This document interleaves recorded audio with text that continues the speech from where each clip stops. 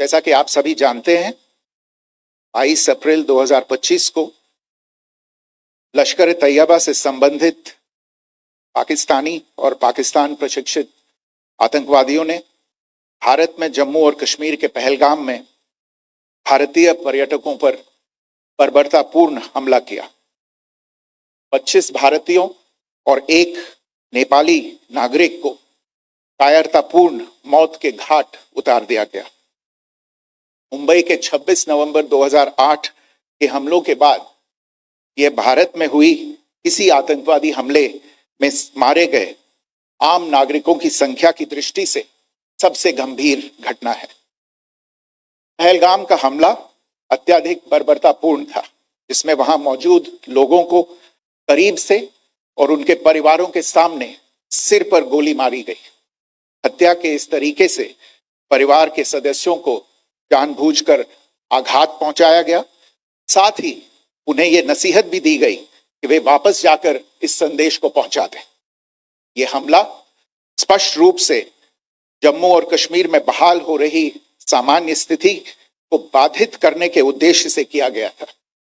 चूंकि पर्यटन फिर से अर्थव्यवस्था का मुख्य आधार बन रहा था, इस हमले का मुख्य उद्देश्य इसे प्रतिकूल रूप से प्रभावित करना था।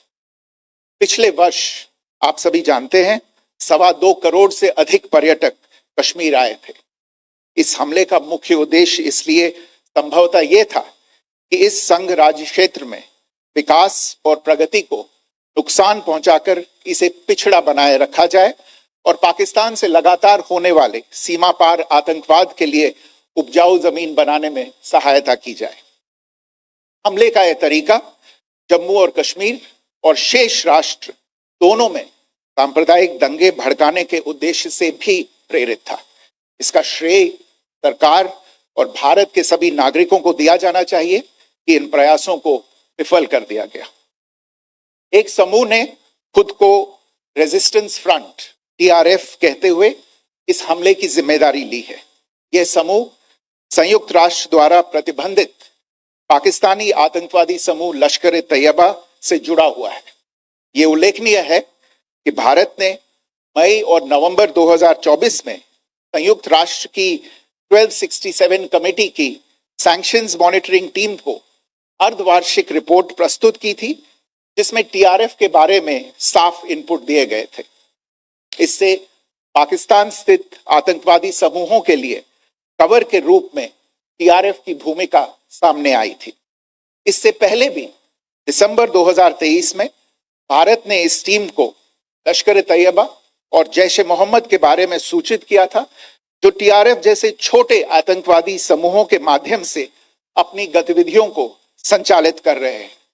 इस संबंध में 25 अप्रैल को यूएन सिक्योरिटी काउंसिल प्रेस वक्तव्य में टीआरएफ के संदर्भ को हटाने के लिए पाकिस्तान के दबाव पर भी ध्यान दिया जाना चाहिए। पहलगाम आतंकवादी हमले की जांच से पाकिस्तान के साथ आतंकवादियों के संपर्क उजागर हुए हैं। रेजिस्टेंस फ्रंट द्वारा किए गए दावे और लश्कर तैयबा से ज्ञात सोशल मीडिया हैंडल द्वारा इसको रीपोस्ट किया जाना इसकी पुष्टि करता है। चश्मदीद गवाहों और विभिन्न जांच एजेंसियों को उपलब्ध अन्य सूचनाओं के आधार पर हमलावरों की पहचान भी हुई है। हमारी इंटेलिजेंस ने इस टीम के योजनाकारों और उनके समर्थकों की जानकारी जुटाई है। इस हमले की रूपरेखा भारत में सीमा पार आतंकवाद को अंजाम देने के पाकिस्तान के लंबे ट्रैक रिकॉर्ड से भी जुड़ी हुई है, जिसके लिखित और स्पष्ट दस्तावेज उपलब्ध हैं।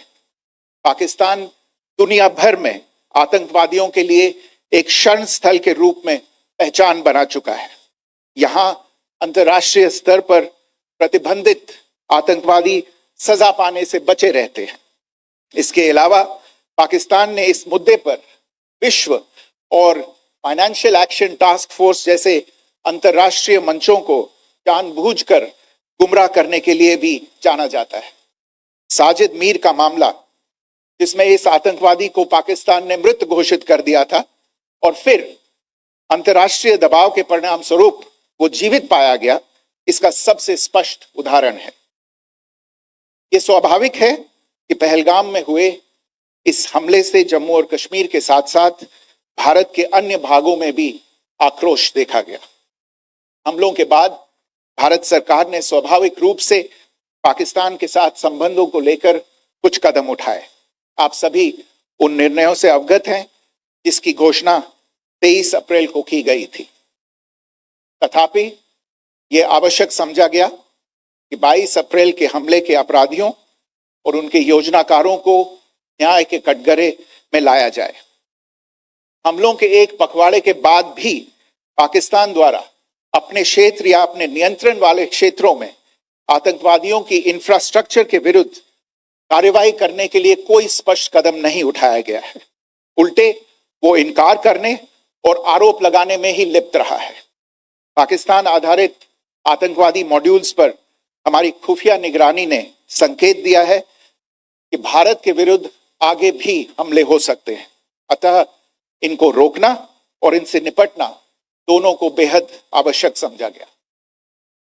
आज सुबह, जैसा कि आपको ज्ञात होगा, भारत ने इस तरह के सीमा पार हमलों का जवाब देने और उन्हें रोकने तथा उनका प्रतिरोध करने के अपने अधिकार का प्रयोग किया है। ये कार्यवाही नपीतुली, नॉन एस्केलेटरी, आनुपातिक और जिम्मेदारीपूर्ण है। यह आतंकवाद की इंफ्रास्ट्रक्चर को समाप्त करने और भारत में भेजे जाने वाले संभावित आतंकवादियों को अक्षम बनाने पर केंद्रित है। आपको यह भी स्मरण होगा कि 25 अप्रैल 2025 को संयुक्त राष्ट्र सुरक्षा परिषद ने पहलगाम आतंकवादी हमले पर एक प्रेस वक्तव्य जारी किया था, जिसमें आतंकवाद के इस निंदनीय कार्य के अपराधियों, आयोजकों, फाइनेंसरों और प्रायोजकों को जवाबदेह ठहराने और उन्हें न्याय के दायरे में लाने की आवश्यकता पर जोर दिया गया था। भारत की आज की इस कार्यवाही को इसी संदर्भ में देखा जाना चाहिए। प्रभात देवियों और सज्जनों, मैं कर्नल सोफिया कुरैशी और मेरे साथ विंग कमांडर व्योमिका सिंह आज आपको 6 से 7 मई 2025 की रात 1:05 से 1:30 बजे के बीच भारतीय सशस्त्र बलों द्वारा अंजाम दिए गए ऑपरेशन सिंदूर के बारे में जानकारी देंगे। ऑपरेशन सिंदूर 22 अप्रैल को पहलगाम में हुए विभत्स आतंकवादी हमले के शिकार मासूम नागरिकों व उनके परिवारों को न्याय देने के लिए लॉन्च किया गया था।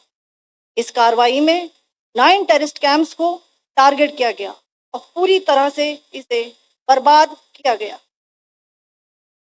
पाकिस्तान में पिछले 3 दशकों से टेरर इंफ्रास्ट्रक्चर का निर्माण हो रहा है। इसमें recruitment, indoctrination centres, training areas व लॉन्च पैड शामिल थे, जो पाकिस्तान और पाक अधिकृत जम्मू कश्मीर POJK दोनों में फैले हैं। Operation Sindoor was launched by Indian Armed Forces to deliver justice to the victims of Pahalgam terror attack and their families. 9 terrorist camps were targeted and successfully destroyed. Over the last 3 decades, Pakistan has systematically built terror infrastructure. It is a complex web of recruitment and indoctrination centers, training areas for initial and refresher courses, and launch pads for handlers. These camps are located both in Pakistan as well as Pakistan occupied Jammu and Kashmir areas. Some of the well-known training camps are located, as you can see on the screen. They are distributed from Sawai Nala in the north, counting to approximately 21, ending at Bhagalpur to the south. इन लक्ष्यों का चयन विश्वसनीय intelligence सूचनाओं के आधार पर हुआ, ताकि आतंक गतिविधियों की रीढ़ तोड़ी जा सके, और यह खास ध्यान दिया गया कि निर्दोष नागरिकों और सिविलियन इंस्टॉलेशन को नुकसान न पहुंचे। The selection of these targets for Operation Sindoor was based on credible intelligence inputs and role of these facilities in perpetrating the terror activities. The locations were so selected to avoid damage to civilian infrastructures and loss of any civilian lives. This was done with due diligence, and the camps selected for targeting and their engagement will now be shown to you one by one. PoJK ये targets मैं आपको बताना चाहूंगी। सबसे पहले सवाई नाला camp Muzaffarabad, जो कि पीओजेके के लाइन ऑफ कंट्रोल से 30 किलोमीटर दूर है। यह एक लश्कर तोयबा का ट्रेनिंग सेंटर था। 20 अक्टूबर 2024 सोनमर्ग, 24 अक्टूबर 24 गुलमर्ग, 22 अप्रैल 2025 पहलगाम, इन हमलों के आतंकियों ने यहीं से प्रशिक्षण लिया था। सैयदना बिलाल कैंप जफराबाद, यह एक जैश ए मोहम्मद का स्टेजिंग एरिया है। यह हथियार विस्फोटक और जंगल सर्वाइवल ट्रेनिंग का केंद्र भी था। गुलपुर कैंप कोटली, यह एलओसी से 30 किलोमीटर दूर था। लश्कर तोयबा का बेस था, जो रजौरी पुंछ में सक्रिय था। 20 अप्रैल 2023 को पुंछ में और 9 जून 2024 को तीर्थ यात्रियों के बस हमले में यहीं से आतंकी को ट्रेन किया गया था।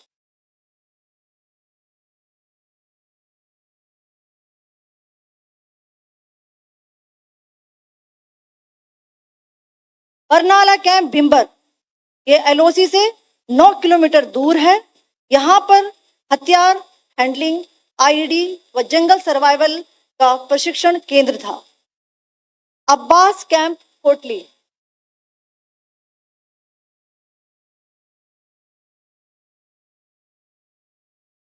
यह एलओसी से 13 किलोमीटर दूर है।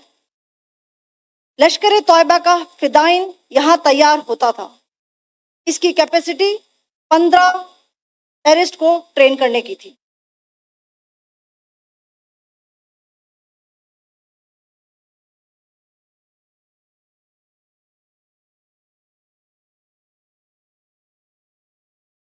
अब मैं पाकिस्तान के अंदर के टारगेट से अवगत कराना चाहूंगी। पहला, सर्जल कैंप सियालकोट, यह अंतर्राष्ट्रीय सीमा से 6 किलोमीटर की दूरी पर है, सांबा कटवा के सामने।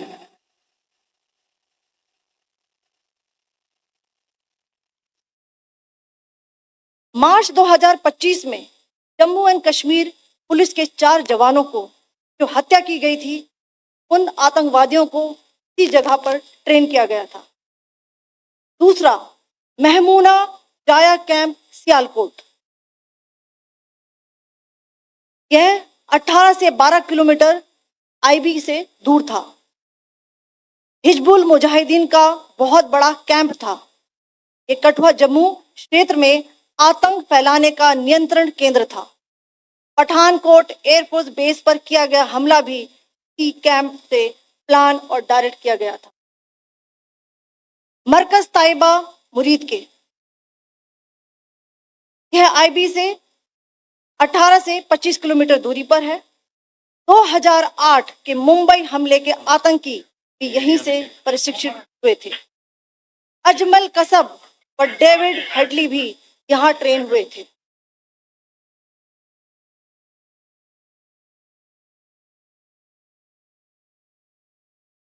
आगे दूसरा आया।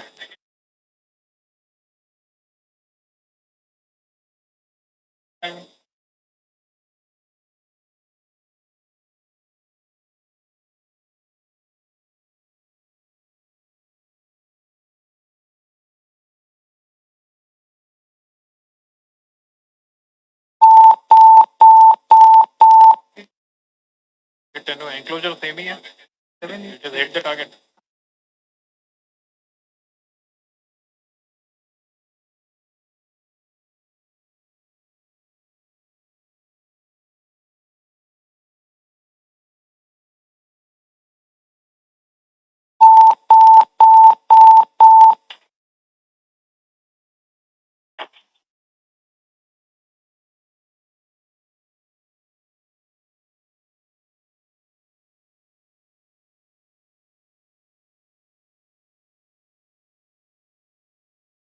मरकज सुभान अल्लाह भावलपुर ये इंटरनेशनल बाउंड्री से 100 किलोमीटर दूर है।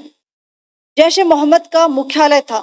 यहाँ पर रिक्रूटमेंट, ट्रेनिंग व इंडोक्ट्रिनेशन का केंद्र भी था। शीर्ष आतंकी अक्सर यहाँ आते थे। मैं आप सबको बताना चाहती हूँ कि किसी भी सैन्य ठिकाने का निशाना नहीं बनाया गया और अभी तक किसी तरह की नागरिक क्षति की रिपोर्ट नहीं है। धन्यवाद। जय Hind. The strike on the terror camps were undertaken through precision capability, as shown to you. A niche technology weapons with careful selection of warheads was ensured so that there will be no collateral damage. The point of impact in each of the target was a specific building or a group of buildings. All the targets were neutralized with clinical efficiency, and the results reiterate the professionalism of the Indian Armed Forces in the planning and execution of their operations. No military establishments were targeted.